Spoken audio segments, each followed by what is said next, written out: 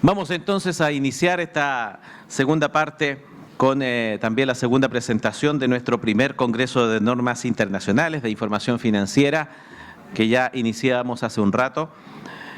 Y es el turno de poder presentar a nuestro segundo invitado, el señor Fernando Morales Parada, quien es contador auditor de la Universidad del Biobío, máster y doctorado en Contabilidad y Finanzas de la Universidad de Zaragoza, España, y profesor asociado en la Universidad del Biobío, donde enseña contabilidad financiera bajo IFRS, metodología de investigación y accountability en el Magíster de Gestión de Empresa. Hoy nos va a compartir la exposición titulada Las IFRS y la transparencia, rendición de cuentas y eficiencia de los mercados del mundo. Lo invitamos entonces a Fernando a que nos acompañe acá. Le recibimos con un aplauso para escuchar su exposición.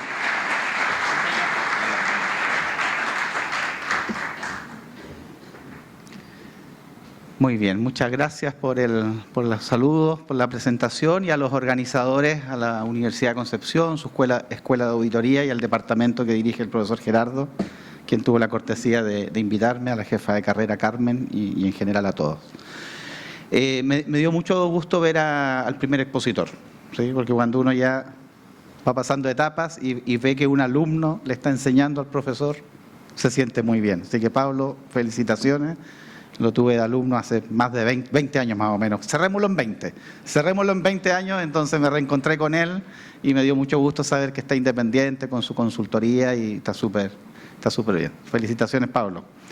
Bueno, yo voy a hacer una presentación en torno a lo que había pedido un poco la organización. Profesora Paulina, habíamos dialogado antes, sabiendo que ya Pablo se iba a focalizar especialmente en la mirada de la pyme y en este comparado, que es una realidad que teóricamente no debiera pasar, pero que en la práctica él ve que pasa, ¿no es cierto? Que las empresas no están llevando contabilidad, juega un poco con la tributaria, está como pololeando con la contabilidad y la tributaria, y entonces finalmente tiene este híbrido contable.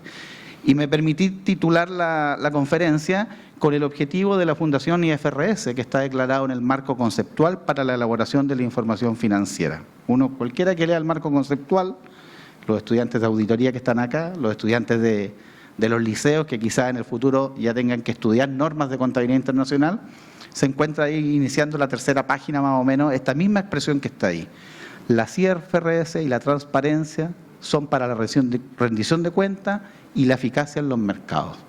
Y ese es el objetivo, y de eso se trata todo este juego de negocios. Ya me presentó el colega acá en el sentido de que vengo de la Universidad del Biobío, pero específicamente tengo que mencionar un pequeño grupo de investigación que tenemos con otros compañeros de la Universidad del Biobío, de la Universidad de Santiago de Chile y de la Universidad Santo Tomás. Entonces, un poco también represento lo que estamos discutiendo con nuestros colegas de ese pequeño grupo de investigación. ¿A dónde la apunto aquí? ¿Para allá, para acá? ¿A dónde está el sensor? ¿Ahí? ¿La pasaste tú o la pasé yo finalmente? Fuiste tú. A ver, ahora probemos. No. Así que le voy a tener que hacer el gesto. Bueno, la agenda, voy a ir de corrido con estos 4 temas. No tiene como separaciones ni pausas, pero yo la organicé en esa estructura. Primero, poder comentar acerca del problema de la confianza, o la no confianza en este caso para que sea problema, lo que de alguna manera ha generado también toda una oleada armonizadora a nivel internacional, que va de la mano también como se ha desarrollado el mundo en las últimas décadas. Es decir, las últimas digo 3 o 4, no es que ahora sea una cosa reciente. Y entonces voy a dejar espacio especial para hablar de la fragilidad normativa, como de alguna manera también las mismas normas que vienen a regularnos y a darnos un espacio de trabajo, igual tienen espacio de flexibilidad, y los contadores y contadoras del mundo y los gerentes de finanzas y sus auditores externos conocen y aprovechan ese juego normativo que a veces es un poco frágil. Para terminar con un poco el eslogan del evento, desafíos, ¿sí? ¿En qué está ahora la profesión? Para que también los colegas y los estudiantes, futuros colegas, puedan también expandirse y decir, oye, de aquí a 2 años o 4 años en realidad puede que sea otra la discusión. ¿No me pasa el pasador? ¿Sí? ¿Allá? A ver, ¿tampoco? No, Dale entonces, vamos a tener que hacerlo así a la antigua, dale dos ejemplos nomás. Bueno, lo primero es un dato que es de cultura general. En general somos desconfiados, ¿sí? No nos generan confianza, no confío ni en mi vecino, hay una encuesta mundial acerca de si confío o no confío en mi vecino, no confío en las empresas, no confío en el sector público y en general hay un manto de dudas del todo.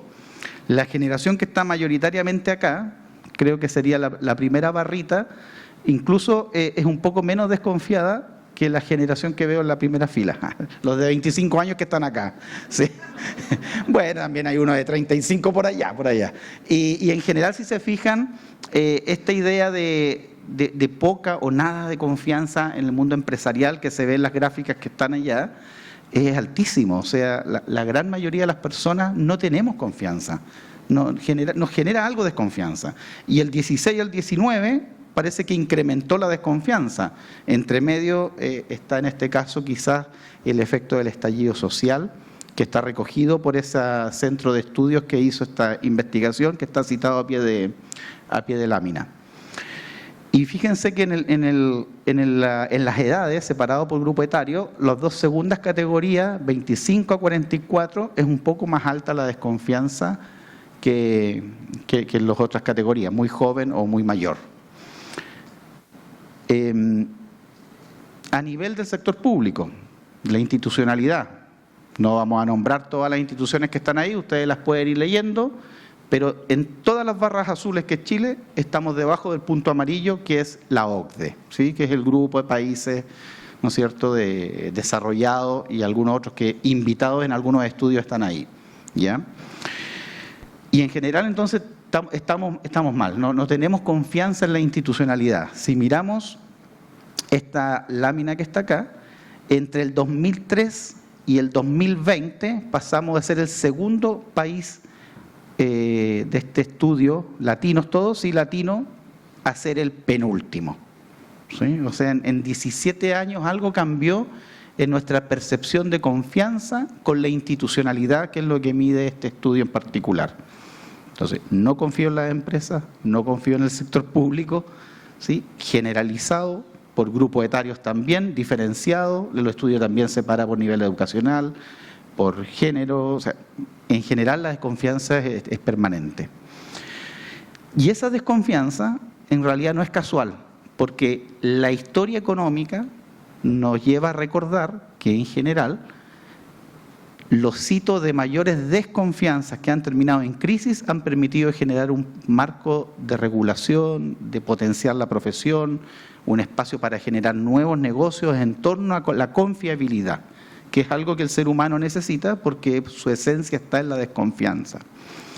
Por ejemplo, las dos primeras viñetas que están ahí nos recuerdan una Europa que se estaba empezando a desarrollar en base al comercio. El medioevo está entre el siglo V y el siglo XV, esa es la época medieval, y los contadores eran los tenedores de cuenta por cuentas de terceros, es decir, los comerciantes se dedicaban a hacer negocios y eran otros los tenedores de libros.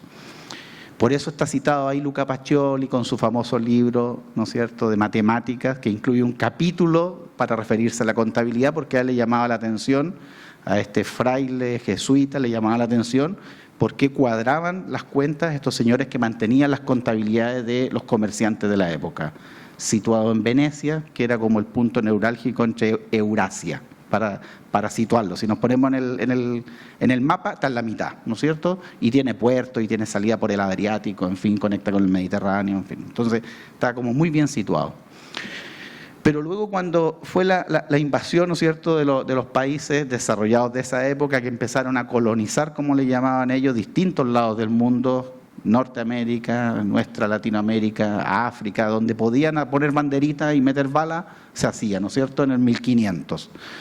Y entonces, ¿qué es lo que hacían, por ejemplo, los reyes de España, que financiaban con préstamos estos viajes de los conquistadores? Mandaban a un oidor de cuentas.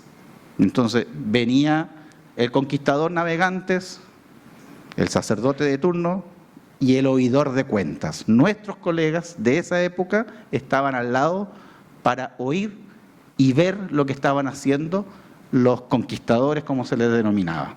Por eso somos auditores, ¿sí? Auditores, andamos con el oído activo, ¿no es cierto? La vista también, ¿sí? Entonces, el oidor de la época es el que dio pie a un auditor moderno.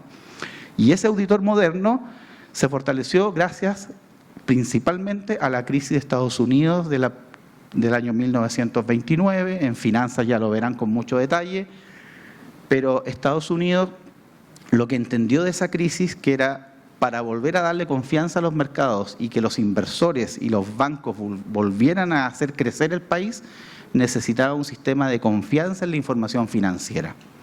Y entonces se establecieron las primeras normas de contabilidad. Un señor de apellido Patton ya venía trabajando el primer marco conceptual reconocido en la historia, 1922, y se tomó ese como referencia y se empezaron a montar las normas, y atrás se empezó a montar un sistema de darle credibilidad a esa contabilidad a partir de un tercero que tuviera una cualificación. Y nace ya el negocio de la auditoría moderna, como lo conocemos ahora, o como la oficina que tiene Pablo con sus socios, ¿sí? Pero eso es gracias a la crisis. Si no había crisis, quizás se demora esta entrada y este respeto que tenía que haber y que hay hacia la normatividad y hacia la auditoría externa. Si no había crisis, seguía todo funcionando, digamos, porque nadie le hacía sentido. Y la contabilidad vino a darle esa confianza al mercado, y vuelven los inversores y vuelve la banca a fortalecerse. Estamos hablando de una historia de hace 90 años atrás. Y la historia moderna, la más reciente, que está citada en las últimas viñetitas que están ahí, en los últimos tics, es que, claro, tuvimos en el inicio del 2000 dos crisis importantes. Una afectó mucho a la contabilidad y la auditoría, la otra no tanto, pero igual tuvo algo que ver. Una fue la crisis de la empresa Enron con su auditora Andersen, que de alguna forma vino a dejar en evidencia que, a pesar de que Estados Unidos tenía un entramado normativo muy desarrollado para el resto de los países, igual tenía grandes fragilidades. E igual las empresas podían defraudar, podían confundir a través de los estados financieros, podían engañar al inversor y al mercado para hacer más atractiva una empresa que en realidad no lo era. Entonces, se ocupó la contabilidad como un intermedio para confundir al otro. Y eso estaba ocurriendo en el año 2001, es el hito, pero en realidad entre el 98 y el 2004, una seguidilla de escándalos financieros de empresas de todo el mundo, especialmente alojadas en Estados Unidos. La otra crisis que vino en esos años fue la de las burbujas.com, que fue otra mirada, pero que tiene un alcance contable que creo que demoraría más en explicarlo. Y luego la última gran crisis mundial que ha afectado a los estados financieros y la credibilidad contable ha sido la subprime, que afectó principalmente a la banca, donde se dio una seguidilla de hechos que parte en realidad con los atentados de las Torres Gemelas, un 11 de septiembre, me acuerdo en el año 2001 o 2002, no me acuerdo. ¿Quién se acuerda? ¿Cuándo fue el atentado de las Torres Gemelas? O googleamos, tenemos la cosa ahí. ¿Cuándo? ¿2001? 2001, ya. Entonces, el 2001 fueron los atentados a las Torres Gemelas, gravísimo, ¿no es cierto? Muchas muertes, un atentado también al corazón económico de los Estados Unidos, porque ahí está la sede, ¿no es cierto?, del World Trade Center, o sea, era un hecho icónico que fuera ahí. ¿Y qué provocó eso? Que la Reserva Federal pusiera las tasas de interés a un nivel cero, o sea, podía endeudarme a largo plazo con cero tasa de interés. Por lo tanto, la ambición de la banca llevó a hacer colocaciones a todo el mundo. Era muy fácil conseguir un crédito y muchas personas y empresas de los Estados Unidos del 2002, 2003, 2004, cuando era la recuperación de ese atentado, empezaron a tener segunda vivienda, tercera vivienda, pisos enteros de edificios, casas de veraneo, casas de invierno. O sea, de verdad fue un boom inmobiliario que movilizó la economía norteamericana. Pero también la banca, en su codicia, colocaba los créditos a personas que no tenían la solvencia económica, y entonces empezó a volverse en contra de esta cuestión. Ahora, ¿qué tienen que ver las casas con la contabilidad? Sencillo, porque los bancos que son prestamistas no tienen la plata para prestar. Los bancos son prestamistas para nosotros, que somos personas naturales, pero ellos también tienen que ir a pedir la plata a los que son más grandes que ellos. Y aparecen los fondos de inversión, y entonces la garantía de tu casa pasa a ser el instrumento financiero que le da confianza al préstamo. Eso se llama hipoteca, la hipoteca. Y la hipoteca es un instrumento financiero que se ajusta a valor mercado y que tenía una regulación pésima para la época. NIC 39, ahora derogada. Entonces, con la crisis de la subprime del 2008, se tuvo que revisar entonces cómo estábamos contabilizando nosotros los instrumentos financieros. Y fue tan grande el debate que la norma tardó 7 años en llegar a un acuerdo mundial. Recién en el 2015 sale IFRS 9 con aplicación dilatada. Algunos países de inmediato, otros países 2 años después, otros países 4 años después. Fue un desorden la entrada en vigencia de una norma que vino a regular algo tan complejo como los mercados financieros o los instrumentos financieros que se transan en los mercados. De hecho, de ahí sale una palabra que creo que se puede oír o se puede googlear, que es tener un activo tóxico. ¿Sí? Que es una palabra que nace para esa época, que no está en ninguna norma de contabilidad, pero cualquier persona del mundo financiero lo va a entender, que es tener un activo que en realidad es como una bombita de tiempo, no vale nada, voy a perder mi inversión. Así como hay relaciones tóxicas que hay que cortar, también hay activos tóxicos que yo no quiero tener. ¿Sí? Entonces, ahí eso es muy interesante. ¿Qué aprendimos con Enron y Andersen? Desde el mundo de la auditoría, Andersen, desgraciadamente, es una firma auditora que sirve a los profesores de auditoría y de ética, les sirve para explicar los conflictos de intereses, la separación de funciones. Pablo lo dijo muy bien ahí en un momento cuando mostró sus 2 marcas, ¿no es cierto?, con las que hacen o auditoría o llevan contabilidad u otros servicios. Eso no estaba tan claro hace 24 años atrás. La verdad es que el negocio estaba medio confuso, se mezclaban unos con otros, lo importante era facturar más, y la mirada ética que tuvo eso fue dañina para la profesión, y entonces entra una sobreregulación que que tenemos ahora y que no teníamos en esa época. Pero contablemente, ¿cuál era el efecto que tuvo Enron? La consolidación. Cuando yo soy un holding y tengo muchas compañías debajo, ¿quiénes eran los que tenían que ser consolidados en la contabilidad general del grupo empresarial y quiénes no? No estaba tan claro, y entonces la costumbre era ocupar entidades de propósito especial, donde mandaba endeudarlas, mandaba hacer operaciones, me refugiaba en algunas operaciones financieras con ellas, pero cuando quería consolidar, las dejaba fuera. ¿Sí? Entonces, ocupaba empresas del mismo grupo donde tenía un puntito de inversión para hacer las malas prácticas, pero luego no presentarlas en la información consolidada. Mañas contables, colegas nuestros haciendo mañas contables. Y entonces se reguló de mejor forma cuál era el perímetro de consolidación, cuál es la empresa que tiene que entrar en la información corporativa. Si se fijan en esta introducción, entonces, desgraciadamente llena de malos ejemplos, contadores del futuro, listos para hacer fraudes, no, listos para combatir estas malas prácticas, en general. Las situaciones complejas de desconfianza, de escándalo, de defraudación, es la que nos van dejando enseñanzas que hoy día están consideradas en las normas de contabilidad o de auditoría u otras. Bueno, voy a hacer una mención entonces a la expresión accountability que dijo el presentador cuando me anunció. En general, desde la década del fines de los 80, del 90 especialmente, el sector público entendió que tenía que haber una mejor presentación de la información del Estado para los ciudadanos. Y apareció este concepto, que es un anglicismo, que es un neologismo en realidad, una palabra que no existía en el diccionario y que se terminó aceptando, que es la unión de la palabra contabilidad o cuentas, si lo queremos poner de una manera, y responsabilidad, que no es una palabra que en castellano suene muy bien, pero que estaría bien dicha. Responsabilidad, de responder. Y la unión forma esta nueva palabra que es accountability, que está muy de moda. Está muy de moda hablar de rendición de cuentas como sinónimo de accountability. Y está correcto que sea así, porque efectivamente si la ciudadanía es desconfiada de un tercero, la única manera entonces de unir esa desconfianza y atraerla al lado de la confianza es siendo transparente.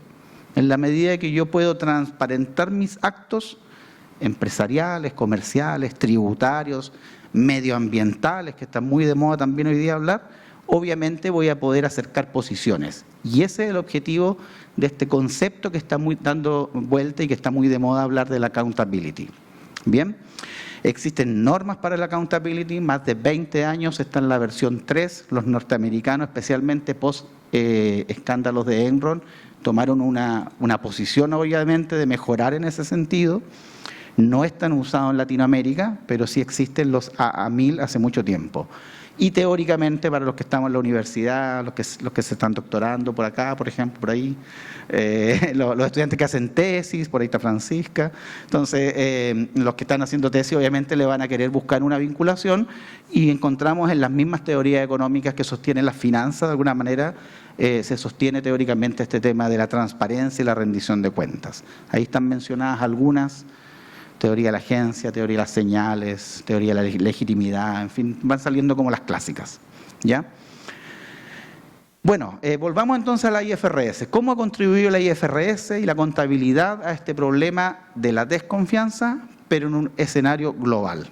Porque sabemos que los mercados están internacionalizados, los comercios están cada vez más internacionalizados, las empresas se han multinacionalizado, tengo sede aquí y tengo sede en distintas locaciones, y entonces, de alguna manera, esta imagen que yo la ocupo siempre cuando inicio mis ramos de contabilidad, cuando me toca dictar mis clases de contabilidad, casi siempre la primera o segunda clase coloco esta imagen que está tomada del informe 20F, formulario 20, pero que es un informe importante que las empresas que son extranjeras a los mercados norteamericanos tienen que presentarle al regulador norteamericano, con información de la compañía, de gobierno corporativo, financiera, tributaria, en fin. Y en una parte el informe te pide, o te pedía, aquí va a depender de cómo sea tu posición hoy día, te pedía que hicieras algo que se llamaba la reconciliación de resultados, es decir, tú me traes tu contabilidad bajo los principios de contabilidad generalmente aceptados, chilenos, como dice ahí, tu PCGA chilenos que decía el relator anterior recién, y ese resultado con tus ingresos y tus gastos y tus impuestos, ese resultado final que está en la primera marcación roja, quiero que ahora me lo reexpreses cómo quedaría si le hubieras aplicado la norma norteamericana, que sería US GAAP, ¿sí? O sea, tú tienes tu contabilidad chilena, pero yo la quiero leer en contabilidad americana. No me sirve que de Chile vengas a presentarme tu contabilidad americana porque el inversionista en Estados Unidos lee norma americana. Y con el tiempo también IFRS, que es el concepto del seminario de hoy, ¿no es cierto? ¿Sí? Y miren lo que pasa. Ocurre que, por ejemplo, al primer año, que no veo cuál es, pero 2003 parece que dice, un resultado de 83,6 millones de dólares, ahí está la moneda, se convierte en 87,9 millones de dólares. El segundo año, un resultado que en Chile era 163, en contabilidad americana se convirtió en 164. Y ya no veo más para allá porque no tengo ángulo. Pero ustedes lo ven bien. Lo que quiero que noten es la diferenciación, ¿no es cierto? Porque como que algo que yo aprendo, o cuando estoy aprendiendo contabilidad, digo, no, es que la contabilidad es única, es exacta, y como es fiable, no tiene que haber doble interpretación. Pero depende de la norma que le apliques, ¿no es cierto? En la exposición anterior veíamos, si yo creo llevar mi contabilidad bajo base tributaria, que para mí eso no sería contabilidad, serían solo cálculos para efectos de declaraciones tributarias, me da 1. Y si yo le corro la norma chilena de contabilidad antes de IFRS, me da 2.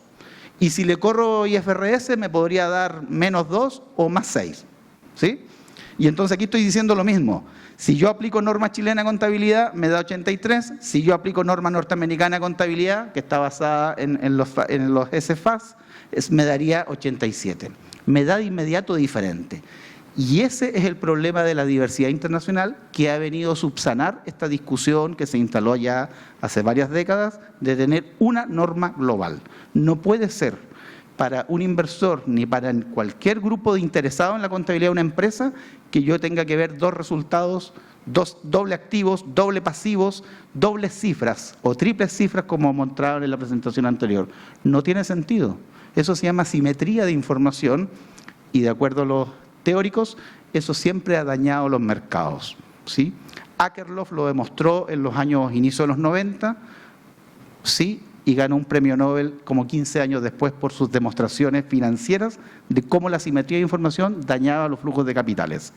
Akerlof, para que lo memoricen. Esperó 15 años que le dieran la razón a su estudio y lo premiaron con un premio Nobel de Economía. ¿Ya? ¿Está clara la demostración o no? ¿Alumnos? ¿Estamos bien? ¿Están tomando nota? No se anota nada, se graba. ¿Sí? Esos son los tiempos de ahora. Ya. Entonces, bueno, sí me escuché, sí, de aquí escuché. Entonces, bueno, aquí me faltó decir algo. Este ejemplo que lo ocupo, además está intencionadamente recortado hasta el último año que la empresa que lo emitió lo hizo con doble presentación. Esto está tomado de la empresa LATAM, que para esos años todavía era LAN Chile, estamos hablando de esa época, LAN Chile, que hoy día es LATAM, y fíjense que está cortado justo el 2007, ¿sí? Que fue el último año que hizo este ejercicio de doble contabilidad o doble presentación contable en realidad, doble presentación, que te genera una carga de trabajo enorme para el equipo de finanzas también, porque tienes que tener experto en US GAAP, experto en IFRS, un sistema que te soporte las dos cifras, un auditor que lo venga a certificar, que te va a cobrar por las dos revisiones, y no es barato tampoco, ¿no es cierto? Entonces, te genera más tiempo, más trabajo, más especialización. Y el 2007 fue la última vez que lo hizo. ¿Por qué? Y aquí pueden hablar, así no hay problema. ¿Por qué? ¿Por qué el 2007 está cortado y no hay más? No es que yo lo recorté, no hay más. Porque el 2008 empezamos a ocupar en Chile la norma internacional de información financiera, que de alguna forma vino a subsanar esta problemática de esta doble comparabilidad, doble interpretación. El año correcto y oficial es para el cierre contable del 2009, pero obviamente como la contabilidad es comparativa, tendría que tener el cierre del 2008. Y como el año comienza el 1 de enero, tendría que comenzar el 1 de enero del 2008 para poder cerrar correctamente el 31 de diciembre del 2009. Y ahí tengo el comparado, ¿no es cierto? Comparabilidad, característica cualitativa que lo hace estudiar su profesor de contabilidad. Comparabilidad. Entonces, ahí está. IFRS vino a subsanar esto. Estados Unidos dijo, nosotros no vamos a usar IFRS en Estados Unidos, somos Estados Unidos, y se ocupa US GAAP. Lo que sí podemos aceptar en Estados Unidos es que las empresas extranjeras que se conviertan a IFRS, ya no les pido más la conciliación, y le acepto IFRS al extranjero. Pero la nacional se queda con la norma nacional, porque somos Estados Unidos y punto, ¿sí? Y así ha sido hasta ahora. Sí ha habido un plan de convergencia entre la norma internacional y la US GAAP, como para que se vayan pareciendo un poco más en el tiempo. Pero es mucho más contundente, más extensa, y yo diría más compleja en la norma norteamericana que la que trata de ser simplificada, emitida por Fundación IFRS. Aquí hay un cambio semántico importante también para los estudiantes, reconocer que están vigentes las que se llaman NIC, y ahí el color no me jugó muy a favor, ahí dice NIF, ¿sí? Están vigentes las dos, ¿sí? Entre paréntesis puse la sigla en inglés, que se ocupa mucho para NIC decir IAS, o para NIF decir IFRS, ¿sí? Entonces, tenemos de las dos normas vigentes todavía, porque el 2001, cuando hubo una refundación de esta organización, que había nacido el año 73, entonces dijeron, todas las normas de aquí en adelante se van a llamar con la denominación NIF. Pero no se han derogado todas las NIC, todavía tenemos con la nomenclatura antigua, de alguna manera, vigentes. Son 25 normas, de la 1 a la 41, lo que da cuenta de que hay muchas derogadas entre medio, ¿no es cierto? De 16 derogadas entre medio. Entonces, la 1 está vigente, que es presentación de estados financieros, y la 41 vigente, que es agricultura. Y acá sería la 1 que está vigente en la NIF, que es adopción por primera vez, y la última que sería la 17, que creo que es contratos de seguro. No estoy muy seguro ahora, tendría que mirarlo. Contratos de seguro y no estoy seguro. Mira, sí, me dice que sí la profesora. Es muy bien. Nótese que, por ejemplo, en la Universidad del Biobío, yo fui director de finanzas de la Universidad del Biobío, trabajaba con la gente de contabilidad, nosotros decidimos hacer un ajuste que alguien preguntó por el WhatsApp al relator. Dijo, pero esto de las reservas, ¿sería como un ahorro? ¿En qué favorece? Y la profesora Paulina con Pablo lo reflexionaban. Nosotros, por ejemplo, en la primera adopción de IFRS en la Universidad del Biobío, universidad estatal, pero que lleva contabilidad por IFRS, se decidió revalorizar los terrenos. bajo la NIF 1, no por la NIC 16. Aquí esto es muy técnico para el que ya sabe un poco de NIC. Con el objetivo de poder darle un valor de mercado al terreno que venían heredados de la Universidad Técnica del Estado de 50 años atrás. O sea, contablemente el costo histórico de ese terreno era muy pequeño. Estaba en escudo y estaba 50 años en el pasado. Y ahora ya estábamos en el 2010 aceptando IFRS y revalorizamos contra una cuenta de reserva. O sea, fortalecimos a un valor de mercado nuestros terrenos en el activo de propiedad, planta y equipos y fortalecimos el patrimonio. El ajuste contable fue de 19.000 millones de pesos. Esa es la cifra real que está en los estados financieros públicos, transparente, por eso lo puedo decir. Significó arreglar de inmediato la carga de nuestra presentación financiera en 19.000 millones de pesos porque teníamos unos terrenos que venían de costo histórico de la década del 50, no tenían un valor importante. ¿Bien? Entonces ahí viene un poco colgándome de la pregunta de alguien del público sobre esa cuenta de reservas que preguntaba. Y nos acogimos a NIF 1. Ya está anunciada la IFRS 18, que va a venir a modificar la presentación de estado financiero, va a derogar la NIC 1, se nos va a ir la NIC 1, y entonces aquí cuando ocurra eso voy a tener que poner 2 y va a partir la NIC en existencias, en inventarios. Esa va a ser la primera NIC.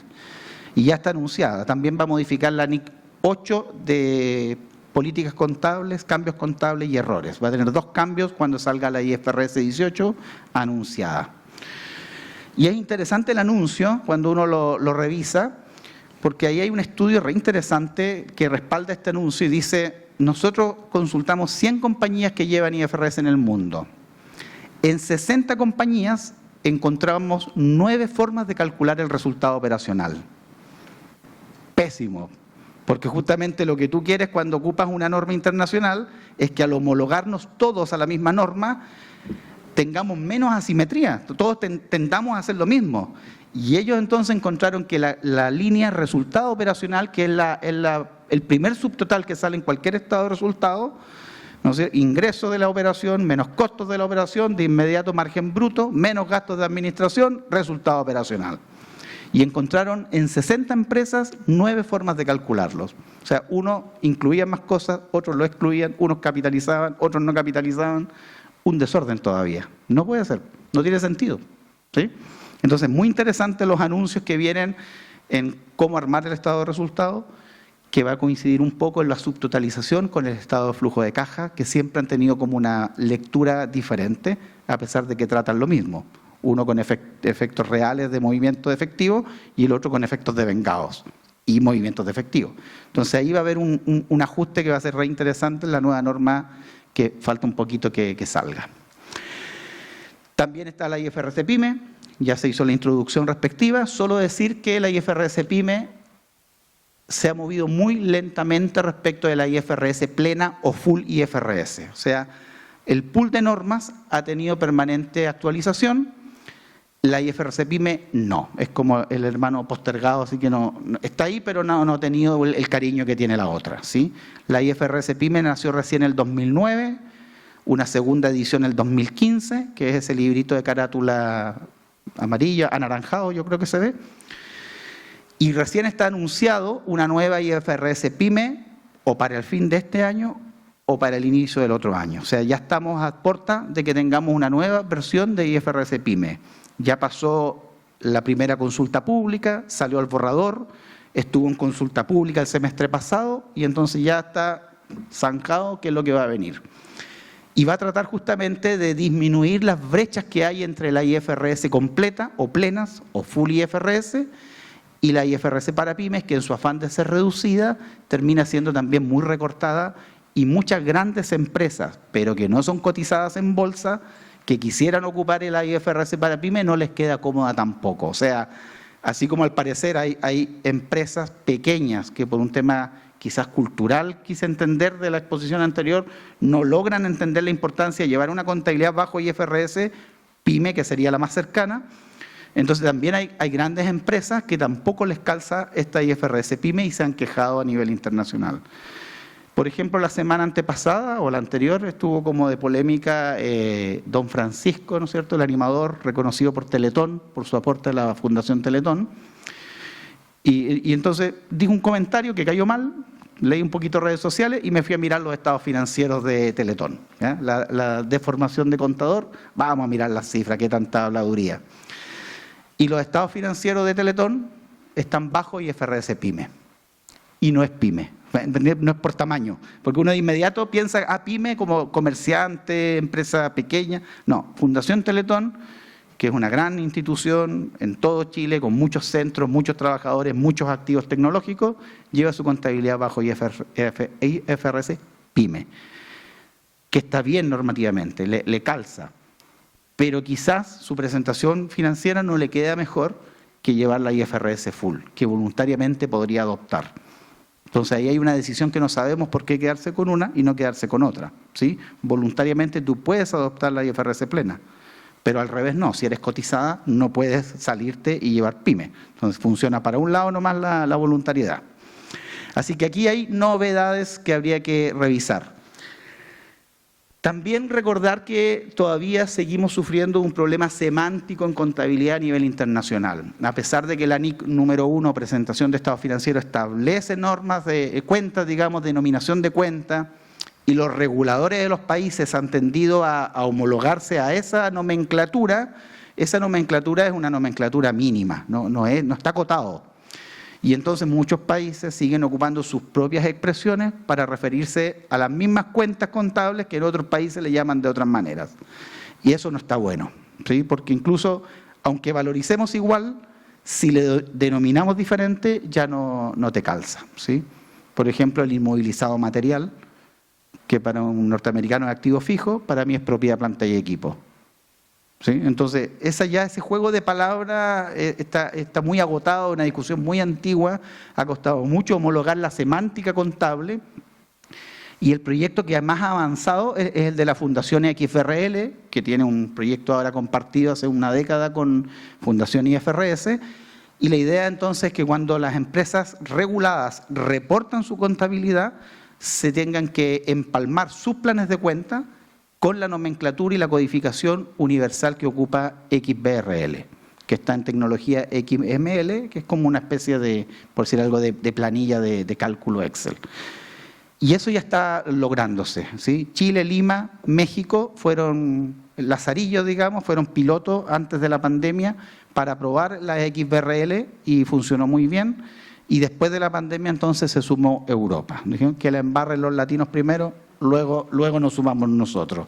Y entonces XBRL ahora ya se está ocupando a nivel internacional y ya tiene como sus primeros efectos reales de un proyecto antiguo que ha costado mucho. El documento es público, está en español por si acaso. El cómo tengo que denominar y qué codificación tiene cada cuenta de los estados financieros, ¿ya?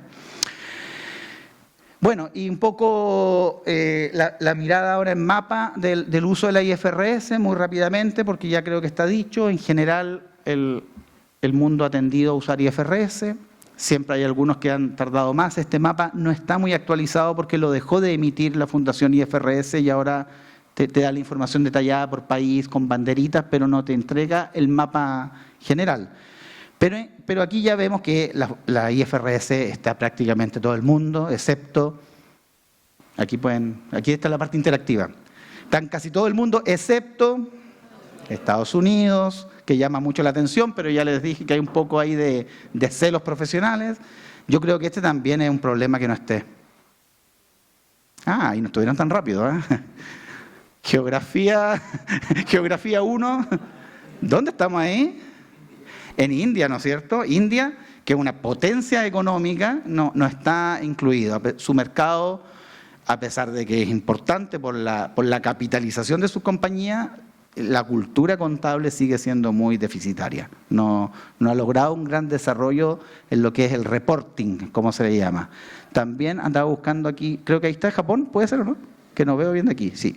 Japón, que ya un poco lo adelantaba, también tiene un híbrido entre normas propias y normas internacionales, no aceptó fielmente todas las IFRS y la Fundación IFRS, si tú no ocupas el pool completo de normas, no te considera armonizado, o sea, te deja como en una lista apartada. Y bueno, y China también, ¿no es cierto? El grande que está acá, China también está en esa misma condición. Ellos tienen normas internacionales de contabilidad pero ajustadas a su manera. Lo mismo pasa con Cuba, por ejemplo, que fue el primer país latinoamericano en adoptar IFRS, pero a su manera, no fielmente como venía en el documento original, ¿ya? Si miramos el pool de uso de IFRS para PYME, peor. Si se fijan, son muchos más los países que salen de la colorización y nos quedamos Latinoamérica y por ahí África, digamos, siempre aquí es Sudáfrica, que contagia a la región, que es como el más desarrollado de esa zona, y Asia Media, y se acabó. Porque IFRS PYME no tiene ese nivel de adopción y nos gusta a las empresas que son grandes y no cotizadas, sumado a los problemas que se dijeron en la conferencia anterior, ¿sí? Entonces, ahí hay un tema. Y de alguna forma ya estaba dicho, coincidimos ahí sin ponernos de acuerdo con Pablo, creo que, y Paulina a mí que hizo unos comentarios aquí en su diálogo, creo que aquí está la respuesta. Ya la había encontrado Radebosch y Gray, norteamericanos de contabilidad y psicología, que se unieron en un trabajo muy interesante que era mezclar valores culturales con prácticas contables. Mira, la vuelta teórica, que hay que tener tiempo, hay que ser profesor universitario para hacer estas cosas. ¿Sí? Somos unos privilegiados, Carmen. Ya, entonces, mira la volada de Radebosch y Gray, y entonces dijeron, entre secretismo y optimismo, perdón, lo leí mal, entre secretismo y transparencia, que serían los dos polos opuestos, ¿cierto? ¿Soy más proclive a mostrar o prefiero andar escondido, andar ahí a la escondida? O bien optimismo y conservadurismo. Entonces dijeron, miremos las normas de contabilidad para ver sus prácticas que están reflejadas, más o menos dónde nos quedan. Y miren lo que pasó. Los anglosajones quedaron en un ala de transparencia cruzado con optimismo. ¿Y Latinoamérica dónde quedó? Al otro extremo. Quedamos cruzados entre opacidad, ¿no?, y conservadurismo. Entonces, aquí viene el motivo, un poco de lo que se concluía en la mañana, como que preferimos el costo histórico. Cuando llegan las NIC que permiten revalorización, NIC 16, NIC 38 por intangibles, como una opción, es una opción revalorizar, la empresa chilena tendió a mantener el costo. Me quedo donde estoy, toda la vida lo he hecho así, ¿por qué lo voy a hacer de otra manera? Conservadores, ¿no? Conservadores. Notas explicativas latinoamericanas, si no es porque el regulador lo obliga, muy cortita. Lo mínimo de información, poco cualitativo. Pero el regulador también hace lo suyo y presiona para que nos acostumbremos a salir de la opacidad y tratar de ser más transparente, y ahí el regulador apoya entonces el cambio cultural a punta de normativa, ¿sí? Es como decir ahora, para llevarlo a otro plano, inclusión laboral, ley del 1% vigente y ahora del 2% para empresas con más de 100 trabajadores, ¿sí? Entonces, el regulador está obligando a un cambio cultural porque las personas con discapacidad tienen el mismo derecho a habilitarse laboralmente que una que no tenga esa discapacidad. Pero ¿y si no hay norma como el comportamiento empresarial? Lento, ¿no es cierto? Lento. Entonces tiene que venir la norma. Equidad de género. Europa lo discutió hace 25 años atrás. Los directorios tienen que tener paridad de mujeres en banda de género, no paridad de 50-50, ¿sí? Menos de 40, subrepresentado. Más de 60, sobrerepresentado. Ahí está tu banda. Tienen que haber mujeres y hombres en los directorios. Año 2004. Y lo suspendió como el 2010 porque ya se acostumbraron. Mira, en realidad no pasa nada por tener mujeres directoras. Sigue siendo tan normal como tener directores o directoras, ¿sí? Y ahora lo estamos discutiendo acá en Chile, ¿sí? El Estado está haciendo un tremendo esfuerzo en los directorios de las empresas estatales poder tener equidad de género, ¿sí? Entonces, el rezago propio de países desarrollados versus en vías de desarrollo. Bien, ¿por qué es importante esto entonces? Porque en general la norma de contabilidad y nuestra disciplina es una ciencia social. Y nosotros estamos inmersos en esa delicadeza que tiene el tratamiento de cuestiones que son con afectación a la sociedad. Nuestra carrera es técnica, sin duda. Contabilidad, auditoría, finanzas, es algo duro, técnico. Pero el impacto que tiene nuestro tecnicismo es social, Se paga más impuestos, se hace perder un negocio y quebrar a un empresario, puedes llevar al éxito a otro empresario, ¿sí? Tiene un efecto, ¿no es cierto?, legal. Iba a decir un ejemplo muy bueno que estaba en la tele, pero no es necesario, a propósito de legalidad e ilegalidad. Ya. Bueno, y vamos a la fragilidad normativa. Hay un concepto que creo que graciosamente se reconoce como contabilidad creativa, que es como la forma más hispanizada de decir algo que los norteamericanos le llaman gestión del resultado, gestión de beneficios, es como la norma, la palabra en inglés más elegante, que suena mucho mejor. ¿En qué estáis? No, estoy haciendo gestión de los beneficios de mi compañía. Mira que suena bien. Y un español te diría, estamos aquí haciendo prácticas de contabilidad creativa. ¿Y qué es lo que es en el fondo? Es poder expresar en los estados financieros, a partir de la permisión que tienen las normas, unas cifras más bien deseadas que las que de manera natural se dieran. ¿Sí? Entonces alguien me va a decir, eso suena trucho, profesor. Suena malo, ¿sí? Suena malo. Pero la maldad va a estar en la intencionalidad que le dé el que esté acometiendo prácticas de contabilidad creativa. No son todas las prácticas de contabilidad creativa dolosas o que tengan un afán de perjudicar a uno y ganar con otro. Un poquito más adelante doy un par de ejemplos.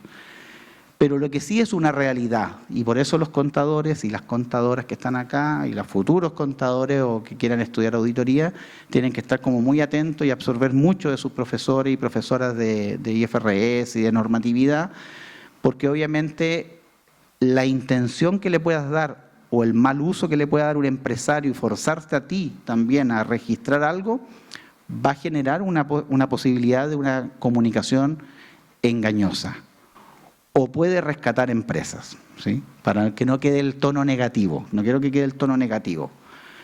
El profesor Reinier Hollander, amigo mío, profesor también de Carmen, cuando estudió en la universidad, él dice, mira, es lo mismo cuando una persona va por la calle y hay una persona en mendicidad y te pide una moneda. ¿Sí? Se te atraviesa al frente y te pide una moneda. Y entonces el profesor Reinier, yo le encuentro toda la razón que dice, oye, me molesta este tipo, anda todo sucio, toma una luquita, fuera. De toda mala intención. Pero le dio la luca. A que otra persona venga, se encuentra con el mismo señor, y entonces, oye, qué lástima, piense qué lástima la situación que debió haber pasado para llegar a la mendicidad. Me da pena que esté así, quizás no ha comido, y le da la misma luquita. Entonces, si tú eres observador, estás frente a la plaza y mira a las dos personas que pasaron, dieron luca y luca, tú no tienes idea la intencionalidad que hubo detrás. Tú viste el acto, luca y luca. Pero ahora que les conté la historia, ¿no es cierto?, una está llena de bondad y la otra está llena de alguna forma de maldad. Pasa exactamente lo mismo con la contabilidad creativa. Tú puedes cargar, abonar, recalcular, amortizar, capitalizar, no capitalizar algo dentro del espacio normativo, sin salirte de la normatividad, y eso va a tener un efecto. Pero la intención es la que va a valer. Y ahí entonces la discusión de la ética profesional tiene muchísima vigencia. Muy similar discusión deberían tener en el plano tributario los que son ya de esa disciplina. Bueno, ¿por qué las normas nos permiten tener esa diversidad? Porque obviamente las normas están pensadas en una variedad de situaciones empresariales y variedad de compañías. Nosotros no tenemos, desgraciadamente digo yo, contabilidad sectorial. No hay contabilidad sectorial, que podría haberla. Normas específicas para la industria forestal, normas específicas para la minería. Bueno, sí, para la minería hay algunas. Normas específicas para la industria del fútbol, sanitarias, universidades. ¿Sí? Podría tener, no tenemos. Nuestras normas son de general aplicación. Y entonces están llenas en su forma de presentar de subjetividades, que además se ven acrecentadas por el efecto idioma, porque esto se pensó y se escribió en inglés y se traduce para el resto del mundo, y ahí hay otro problema de semántica que se va perdiendo a lo largo de las traducciones. La opcionalidad creo que es la más notoria, porque la misma norma le permite a las administraciones financieras, a los contadores del mundo, tomar una elección de método. Y esa elección de método uno podría hacerla por la génesis económica de lo que estás contabilizando o porque te interesa mostrar algo deseado. Y ahí volvemos a la creatividad. O simplemente porque hay vacíos normativos que siempre van a aparecer. Por ejemplo, hoy día, aunque está recomendada una contabilización, no está normada expresamente. Criptoactivos. ¿Dónde contabilizo una empresa que invirtió en criptomonedas? ¿Qué es una criptomoneda para ustedes? Si llevan contabilidad y el empresario te dice, oye, hice un negocio re bueno, me compré 1 millón en una fracción de Bitcoin. Y entonces contabilízalo. Bitcoin contra... ¿Cómo sería? Está raro eso, ¿no? Claro, pues son cosas nuevas que aparecieron, que están ahí y son más nuevas que la norma. Entonces, el regulador, a pesar de que se llama criptomoneda, ya dijo, no es moneda, porque no está aceptada en los bancos centrales, no es de uso corriente, ¿sí? Salvo creo que hay 2 países que ya dieron aceptación, ¿sí? En Centroamérica, por ahí en Corea me parece. Entonces, por ahí hay 2 o 3 ejemplos muy, muy especiales. Pero en general no es moneda. Entonces, no lo coloquen en efectivo y efectivo equivalente. Luego uno pensaría, pero si el empresario puso 1 milloncito en estos Bitcoin, quizás es una inversión. No es inversión tampoco. El regulador dijo, no lo coloquen en instrumento financiero, no lo coloquen en inversión, ni corriente ni no corriente. Aplíquese la NIC 38 de activo intangible. Raro. Suena más a parche que a solución. Suena más a parche que solución. Entonces, y así tú empiezas a buscar los proyectos de la IFRS y te vas encontrando situaciones que en la dinámica empresarial es tan rápida que son nuevas respecto a la normativa que suele ir un poquito más atrás.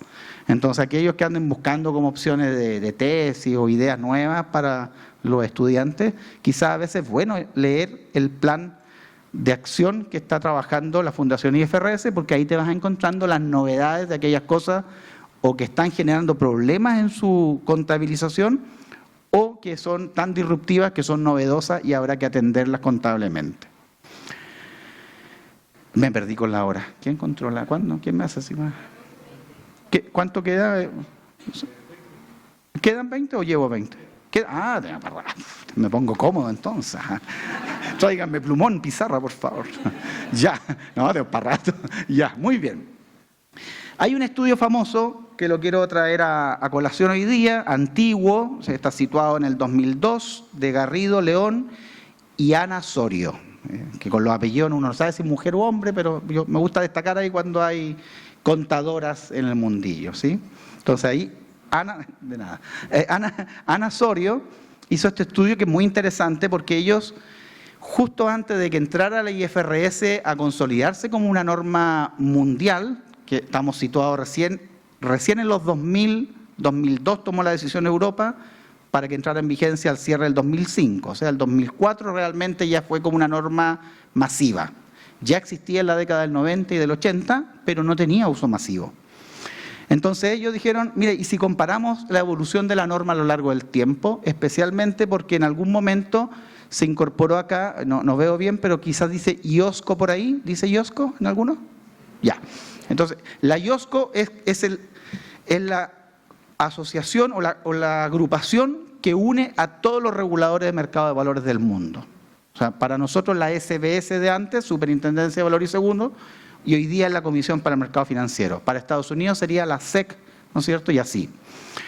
Y entonces cuando entra la IOSCO al desafío de tener una norma global, le dice IFRS, y está documentado además de la época, no me gustan las normas. Me gusta la idea, no me gustan las normas, porque sus normas son muy flexibles y se va a dar para la defraudación contable.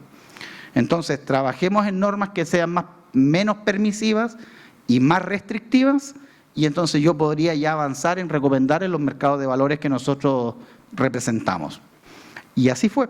Entonces, este estudio refleja esa mirada.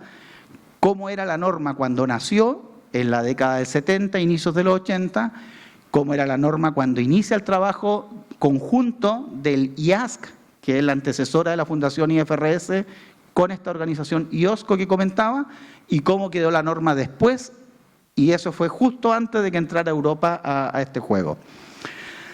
Y aquí está clarito. ¿Se entendió? No. Ahí va. No se entendió nada. Ahí va. Por ejemplo, es que no leo bien, tengo que leer ahí. ¿Qué dice el primero? El segundo es prohibiciones. Alcanzo a leer prohibiciones. Miren el segundo, que sería la... No, el primero es prohibiciones, que no leo nada. Pero voy a tener que asomarme. Está difuso, por eso no leo nada. Vengo acá y tampoco leo nada. Ya, por ahí está prohibiciones, recomendaciones, obligaciones, permitidos. Ya, vamos a ver. Y ahí lo entendí.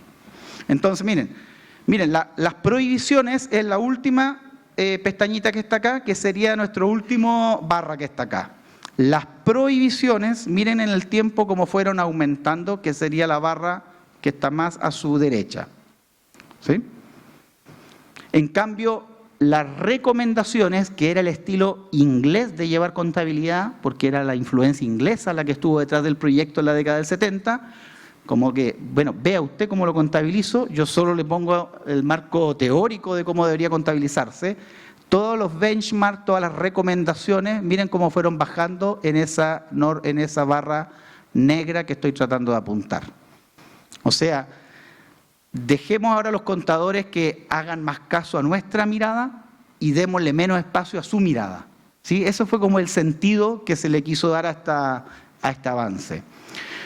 Hubo un estudio en esa época que me gusta citar mucho porque es con un colega que he trabajado muchísimo y que además la conferencia anual de investigación contable premió en ese año, por eso me siento muy orgulloso de ese trabajo, que era sencillo, quedó publicado en una revista sencilla, pero fue como reconocido en ese evento, el 2007. Nosotros hicimos un trabajo que había hecho el catalán Oriol Amat con John Blake, que es inglés, que lo habían hecho para Europa, y miraban ellos cómo las normas de contabilidad eran las que te daban espacio para que el contador o contadora decidiera dónde apretar la tecla y marcar más activo, menos pasivo, más ganancia, menos gasto, hacer la jugarreta. Y entonces, en esa época, Chile estaba pensando en tener sus propias normas chilenas de contabilidad, no directamente la norma internacional de contabilidad que es la que usamos ahora. También quería tener su versión chilenizada, y Colegio de Contadores también lo hizo, se promulgó. Y resultó que nosotros copiamos un poco el modelo que habían hecho en Europa de investigación, lo citamos obviamente, la fuente original, y lo aplicamos en Chile. Y encontramos todas estas posibilidades de ajustar o modificar estas cuentas a partir de lo que nos permitía la norma que estaba entrando en vigencia. Creo que eran 60 aproximadamente, 60 formas de meter un ajuste contable, hacer una modificación, hacer una jugarreta que te permitía generar un estado financiero deseado más que el que hubiera sido. Entonces, bueno, la manipulación contable deliberada de muchos contadores, empresarios, gerentes de finanzas, con una poca mirada ética, frente a un escenario, ¿no es cierto?, de una cultura que tiende a no ser de la mejor cultura para estos fines, es la que ha llevado a que efectivamente se ocupe este instrumento tan valioso e histórico como es la contabilidad para la mala práctica, ¿sí? Pero no es culpa del instrumento. La enfermedad está en el ser humano que toma la decisión. El instrumento no es el malo. No podemos acusar a la contabilidad de la causante de los problemas financieros. Es el tomador de decisión el que tiene que cambiar y mejorar. Y afortunadamente, todavía hay justicia, compañeros. ¿Sí? Por ejemplo, todas estas personas vinculadas a los escandalillos financieros norteamericanos entre el 98 y el 2002 más o menos, Enron, siempre es como el icónico ahora, Enron, afortunadamente muchos están presos, otros estuvieron presos, algunos convictos porque estaba esa noticia del New York Times de la época, y otros peor, aparecieron muertos en un vehículo en extrañas circunstancias. Cuando estaba recién apareciendo el escándalo, ahí apareció muerto, ¿no es cierto?, un gerente de, no sé si general, sí, un gerente general de la compañía involucrada. Entonces, también es bueno, así como se recuerdan que la contabilidad, la tributación, tiene jugarretas, es muy técnica, pero hay que recordar que tiene consecuencias.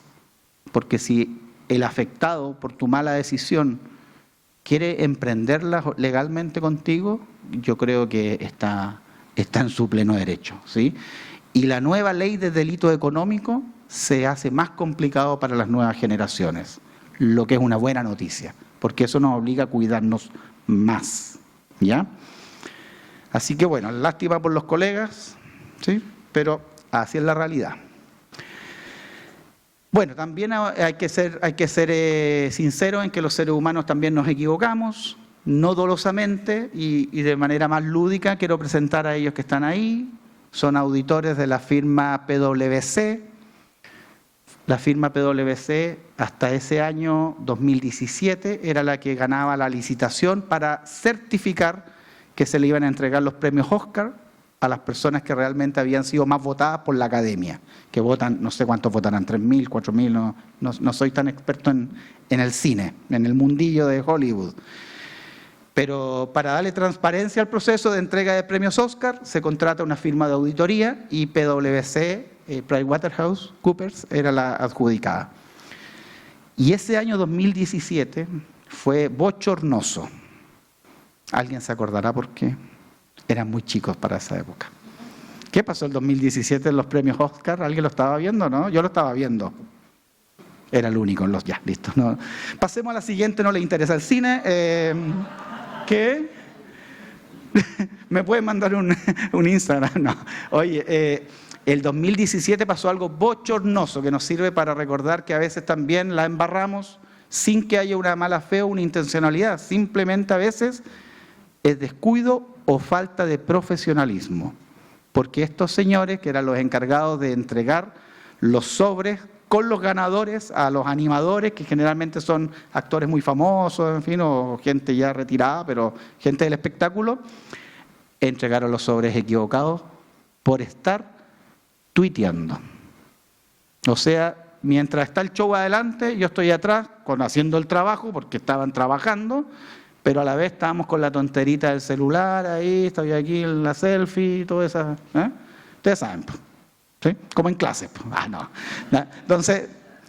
Entonces, a veces también hay errores contables que se pueden subsanar porque tenemos una norma internacional para el tratamiento de recobrar un error cometido, que es la NIC número 8. Pero también a veces hay errores humanos en el proceso de auditoría, que pueden ser por descuido, pero también por falta de profesionalismo, como esta mala anécdota de la entrega equivocada de los premios Oscar del 2017, donde se llamó a la película La La Land, que recibieron la estatuilla, y mientras atrás estaba la pelea más grande, que esta no ganó, ganó la otra, y le quitaron la estatuilla, y que venga Moonlight, y subieron los otros a recibir su premio quitado de las manos al otro. Pueden buscar en YouTube. Bochornoso para el evento, pero para nuestros colegas que ese día tuvieron que dar más de una explicación ahí en su firma de consultora, la PwC, que quiero mucho porque además trabajé ahí, ¿sí? Me duele decir esto. No, lo superé. Ya lo superé. Ya. Otra cosita que me gustaría conversar también fue que a veces uno se olvida, pero hay estudios como que son bien... con buena perspectiva, que logran aventurar bien lo que va a venir en el futuro. Y hay un estudio, y no veo qué año está ahí, ¿quién me ayuda con el año? 99, del año 99, que fue de la antecesora de la Fundación IFRS, del IASC, que se llamaba en esa época, era un comité solamente. Y ellos tienen un estudio muy interesante y decían, en la próxima década lo que se va a tomar la agenda es la comunicación digital de la información contable. Y lo decían en el 99, cuando su experiencia para atrás era un balance se entregaba en una ficha física a la Superintendencia de Valores. Yo recuerdo haber acompañado a mi hermano, que era contador en una pesquera en Coronel, haberlo acompañado a Santiago, calle Teatinos, Superintendencia, a dejar el balance de la compañía tal día, porque no podía pasarte dentro de los plazos legales. Luego se publicaba en el diario Circulación Nacional y luego salía la memoria anual física, papel cuché, lindas fotos, ¿no es cierto? Todo muy análogo. Era una vida muy análoga a los 90 todavía.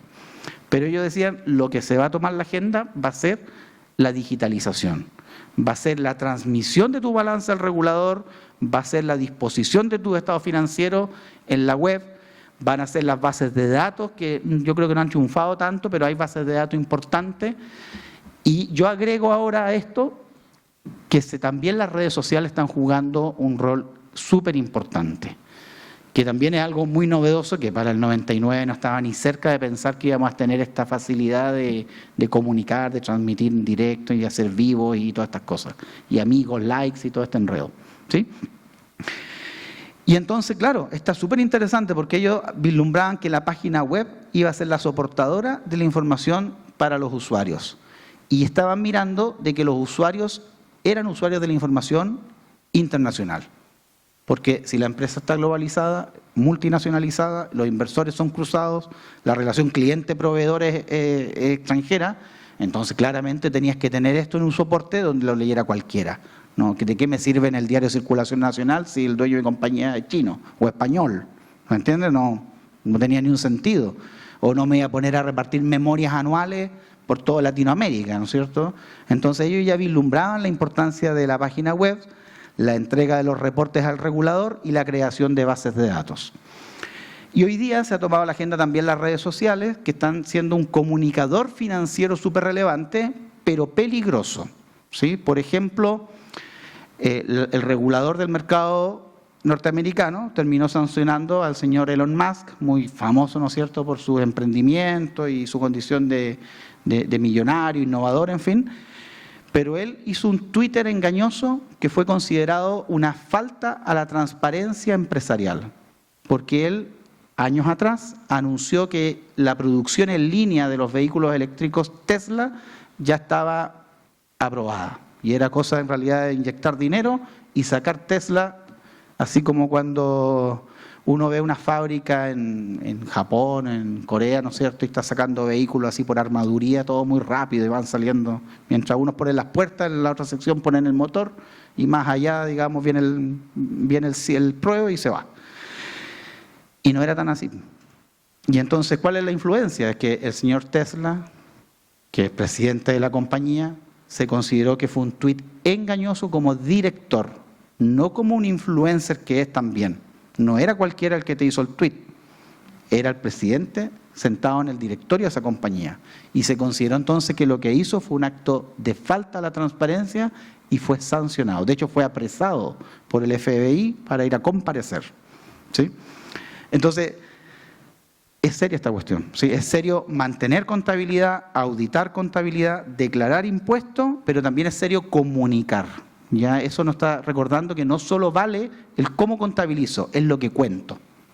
Y entonces ahora, dónde lo cuento también tiene importancia, porque la expansión y la capacidad también de influir en los mercados de este señor es brutal, ¿no es cierto?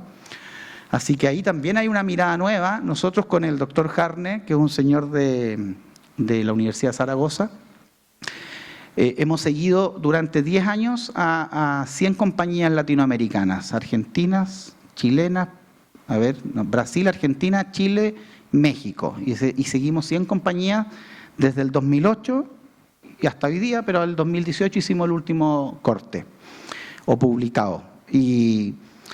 Y vemos que la asimetría de la información en la comunicación también es brutal. Hoy día, por ejemplo, el mercado brasileño, que es una bolsa súper importante, nos da cátedra de cómo es la presentación.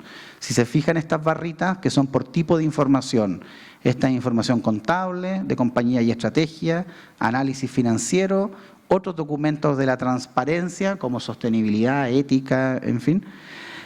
La calidad del sitio web, la funcionalidad o usabilidad, le dicen los informáticos, también es importante. Y vemos que en todas estas barritas que están más arriba que estas que están acá, nos ganan. Es decir, el nivel de calidad de cómo presenta la información el mercado brasileño supera a los otros países de la muestra. Chile, muy similar a los mexicanos, a pesar de que estamos geográficamente muy lejos y somos de distintos continentes dentro de América, pero tenemos culturalmente mucha coincidencia con los mexicanos. pero no así las industrias argentinas de la muestra, que son muy dispersas. O sea, existen unas que son muy buenas al nivel del promedio brasileño, pero esta cajita tan alargada hace que obviamente hayan muchas empresas muy mal. Entonces eso demuestra en este diagrama de caja y bigotes que se llama una tremenda asimetría en cómo presentan las empresas argentinas de la muestra nuestra la información. Así que ahí hay harto que se está jugando, la homogeneidad con la que se expone que favorece la comparabilidad. Ahí hay una cosa interesante que todavía está como regulándose o recién está regulándose.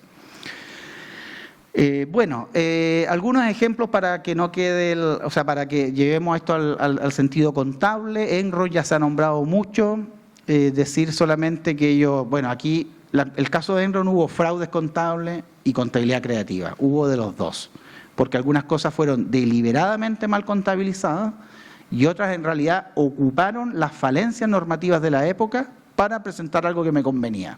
¿Sí? Entonces yo creo que ese lo superaría porque yo creo que está muy recorrido. Pero uno más positivo es el caso de MITI, que es una multiservice de Inglaterra, está en toda Europa, pero es inglesa, y esta es bien especial porque ellos llegaron a tener en su compañía, no me acuerdo si puse el desarrollo, sí. Ellos estaban con muchos problemas financieros y dentro del plan de ajuste financiero para mejorar la posición financiera de la compañía, tuvieron que despedir 160 trabajadores para poder alivianar la línea de gasto por sueldo y hacer más viable el negocio. O sea, llegaron a tomar la decisión de tener que despedir trabajadores para salvar la compañía, por decirlo así muy en bruto. Y el problema no era ese, el problema era contable. ¿Sí? Ellos contrataron a la firma KPMG para hacer una revisión de sus criterios contables y encontraron que habían errores materiales de interpretación y aplicación de la norma de contabilidad y malas elecciones contables, muy malas elecciones contables. Y entonces empezaron a jugar con las posibilidades de reconocer o valorizar o amortizar de otra manera en tus estados financieros, pero permitidos en la IFRS, y lograron recuperar 50 millones de libras esterlinas sus estados financieros. De hecho, ese año que hicieron los ajustes, pasaron de pérdida a ganancia, solo por ajuste contable, pero ya habían despedido 160 trabajadores. Entonces, es seria esta cuestión, pues. No es solo el discurso, es serio, es serio. La práctica contable y la buena elección de métodos y el conocimiento de la norma es algo que tiene que tener efecto, tiene impacto, ¿ya? Sin que sea esto negativo entonces, ¿te fijas? Son estados financieros auditados por una firma importante, entregados al regulador, validados, y entonces esa corrección fue aceptada, ¿ya? Y fue despedido el contador de la empresa. Y es verdad, está en la noticia, que no la vamos a leer ahora, pero fue despedido, que había sido el auditor de la empresa por muchos años, de otra firma que no voy a nombrar, pero no es Big Four. Y había sido auditor de su firma, lo contrataron de contador, y después cuando estaban las cifras malas, trajeron otra firma y vino el desenlace que conté. ¿Bien? La Polar también es un clásico, ¿eh? La Polar no se ha portado bien. No se ha portado, y tiene muchos memes. Si yo creo que el indicador de una compañía es número de memes. Tiene muchos memes, ¿sí? Quizás por el tema de las marcas, que vende marcas que no son la marca acreditada, como que por ahí están los chistes, pero claro, en una época, ustedes eran muy jovencitos, niños en realidad, el 2011 estaba portando pésimo, ¿sí? Tuvo un lío ahí con sus auditores, entre doble contabilidad, ocultamiento de información, por ahí también el regulador igual consideró que el auditor fue poco agudo, entonces fue un lío gordo que estuvo metida esta empresa, La Polar. Ella es cotizada en bolsa, auditada por una firma Big Four, y la historia terminó mal, porque también ahí hubo sanciones importantes para los ejecutivos de la compañía, del directorio, como para los auditores independientes, y estaban ahí jugando con la cuenta por cobrar de miles de clientes a quienes se les repactaba unilateralmente sus deudas.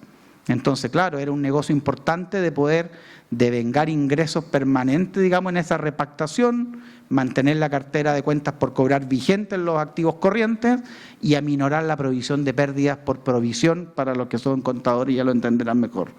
Entonces, esa jugarreta era millonaria y terminó mal. Ahora, la norma de contabilidad de la época tampoco ayudaba mucho, porque al igual que en ese ejemplo que daba de la subprime con los activos tóxicos, tampoco estaba tan buena la forma o la metodología para estimar una provisión de cuentas incobrables o el deterioro de tu cartera de cuentas por cobrar. No era muy elegante la forma, muy basada en estimación. El histórico se hacía por niveles totales y entonces apareció en la IFRS 9 de instrumentos financieros una metodología que es un poco más prospectiva. No sé si la tengo anotada por ahí. Esta que dice de forward looking es como las pérdidas crediticias pero esperadas, que te obliga a hacer el análisis de tu cartera de cliente root a root por cliente, ya no por totales o subtotales, con un histórico del año en que estás y 2 para atrás. Entonces, ahora es mucho más fina, o la exigibilidad es mucho más fina para poder determinar las posibles pérdidas por las cuentas incobrables, que en esa época era mucho más subjetiva, por decir de una manera elegante. Así que también la norma ha ayudado a ordenar la mala práctica que tenía esta compañía, que la hacía de todo mala intención. Lo dicen los tribunales, además, estoy repitiendo nomás. Bueno, y Unimark hace poco tuvo un lío importante, pero ya lo superó o lo enmendó, porque Unimark, ¿qué es lo que pasó para el año 2019? Estallido social. No sé si supieron que hubo estallido social. Ya, sí, ahora sí, estamos en la hora, ya. Entonces vamos a terminar con esta historia, ya, y me paso al cierre. Para el 2019 tuvieron muchos supermercados, la empresa SMU, saqueados. ¿Sí? Hay un par de fotos para recordar ese momento, y ellos decidieron entonces hacer las pérdidas, obviamente, por las mermas de mercadería, por la infraestructura dañada, incendiada en algunos casos, hicieron las pérdidas correspondientes, contable, súper bien. Pero a la vez dijeron, tenemos seguros comprometidos para recuperar la mercadería, para reponer los edificios, y aquí las compañías de seguro tienen que cuadrarse con nosotros, ¿sí?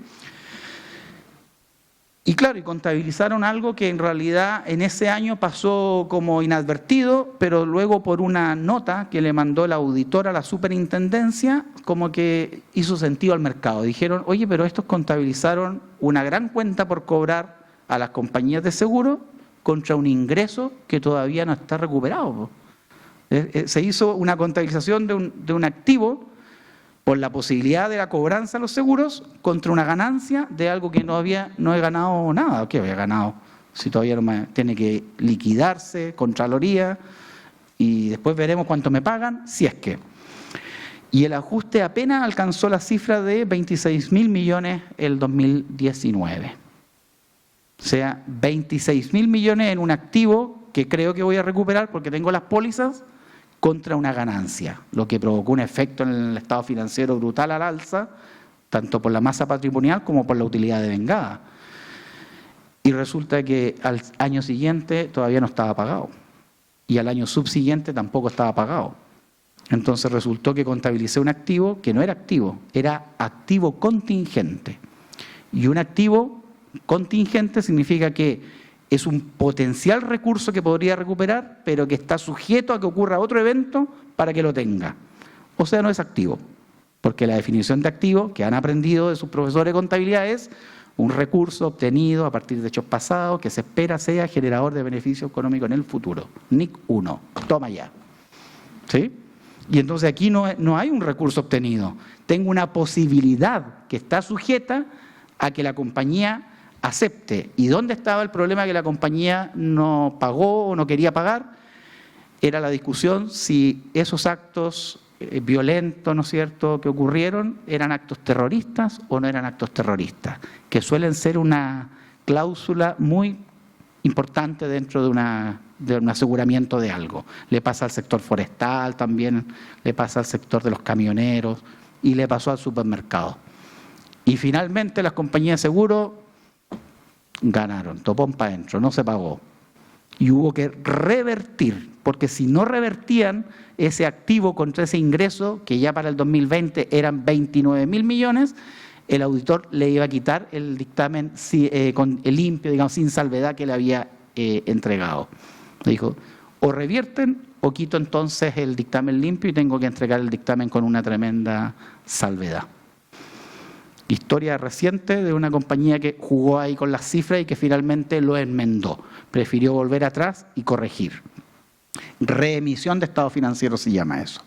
Ya, estamos en la hora. Terminamos con esa reflexión y me quedo con los desafíos pendientes para otra invitación. Ah, no, estoy invitando solo. Es broma, es broma. Me hizo cico, era un broma. No tenéis que pescarme. Ya, ahí va. Reflexión final entonces, me gusta esta frase de Arthur Levitt, que fue como el presidente de la Comisión del Mercado de los Estados Unidos, y dijo, no es un problema de la contabilidad, sino de los analistas de inversión, los banqueros, directorios, reguladores, firmas de auditoras, abogados, y todo aquel que erosione la fe pública, que es nuestro trabajo, ¿cierto?, como auditores. Dar fe pública, dar confianza, contribuir con mayor transparencia, hacer las cosas bien, de buena fe, dentro de este marco técnico que se llaman, en este caso de este seminario, IFRS. Somos los seres humanos los que estamos tomando decisión. No es la contabilidad, porque es solo un instrumento para la comunicación que depende de los seres humanos. Bien, muchas gracias por la atención y por la invitación también.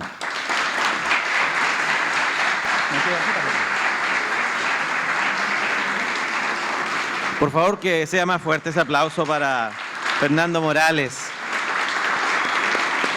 Hemos estado muy atentos a su exposición y vamos, por cierto, a también compartir algunos minutos, algunas preguntas. Para ello voy a invitar nuevamente a Paulina Vallejos a que nos acompañe acá. Puede tomar asiento, Fernando, si lo estima, con el micrófono, para las preguntas que vamos a compartir a continuación. Muchas gracias, profesor Fernando, por su exposición. Ya, en honor a la hora, vamos a hacer una sola pregunta, que es la primera que llegó. La más difícil. No, es la primera que llegó, para que nadie se sienta ahí que está rechazada su pregunta. Dice, si en Estados Unidos han ocurrido hechos históricos por mala regulación financiera, dadas las malas prácticas, principios y normativa, ¿a qué se deberá la inexistencia de aplicación obligatoria de IFRS para presentación de estados financieros en ese país? Muy buena pregunta. ¿Quién la hizo? ¿Se puede mostrar una ceñita así, ¿no? Muy bien, muy buena pregunta. Esa pregunta yo ya la escuché el año 2018 o 19 en la Universidad del Biobío. Tuvimos un norteamericano invitado, muy destacado de la American Accounting Association y todo, y alguien del público le preguntó lo mismo, porque él hizo una exposición, sí, mejor que esta, pero así muy actualizada, Estados Unidos, y de repente decía IFRS, era como el de segundo calidad. Y entonces él le dijo, mira, el primer problema que tiene la IFRS con la US GAAP, el primer problema es que las dos tienen en su definición la misma frase, que es que nuestras normas son las de más alta calidad. Esa frase está en los dos reguladores. Y eso, para la cultura norteamericana, no puede ser, dijo. Si la nuestra es la de calidad y la de más alta, todas las otras son inferiores. Las frunas. Ajá, no. Sí, son las... ¿Me entienden el chiste, no es cierto? Son la segunda versión, ¿sí? La de ellos es una cosa muy egótica que él expresó y muy cierto. Después dijo una frase peor, pero no la voy a repetir, porque nombra a Jesús. Pero es muy buena, te la puedo nombrar ahí en el pasillo después. Pero de verdad, entonces... Él dice, es imposible que nosotros con, no sé, en esa época, 70 años de historia de contabilidad o 80 años de contabilidad, tengamos que aceptar a otro que tiene 20 años de experiencia en contabilidad a regular nuestros mercados. Y la nuestra ya es de alta calidad. Entonces uno de inmediato piensa, pero si es de tan de calidad, ¿por qué han ocurrido el nivel de escándalos financieros? Porque el ser humano tiene esa capacidad de adaptación positiva que nos ha llevado a la luna, como nos ha llevado a la bancarrota de los bancos y de las compañías y de las personas. O sea, podemos sacar lo mejor de sí, para bien o para mal. Y entonces aquí aplica el refrán como chileno yo creo que hecha la norma, echa la trampa. Entonces, la verdad es que no es un problema de mejor o peor normatividad, sino que es un problema actitudinal, de ética profesional, ¿no es cierto?, de juego de roles también, pero el obrar bien es lo difícil, y normar es lo fácil en este caso. Entonces, yo entendí de la exposición de este señor, estoy tratando de acordarme el nombre para citarlo bien, pero no me acuerdo ahora, es que en definitiva, por la preponderancia de los mercados y la historia de contabilidad, ellos están dispuestos a trabajar en conjunto con otros, pero no a quedar bajo otro, ¿sí?, que en este caso es la Fundación IFRS. Muy bien, muchas gracias por su respuesta. Y como les decía, en honor al tiempo, teníamos programada la primera parte del Congreso para que termináramos a la 1:00, entonces vamos a alcanzar a hacer solo esa pregunta. Muchas gracias, profesor.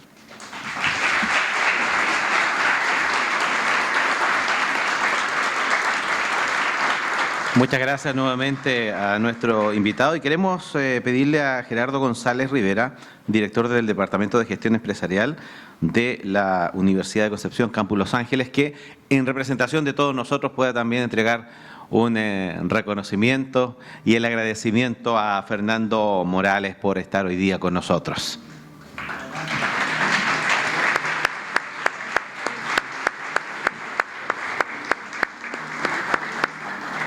Las imágenes, por cierto, ahí dejando el recuerdo y las gracias nuevamente a nuestro expositor.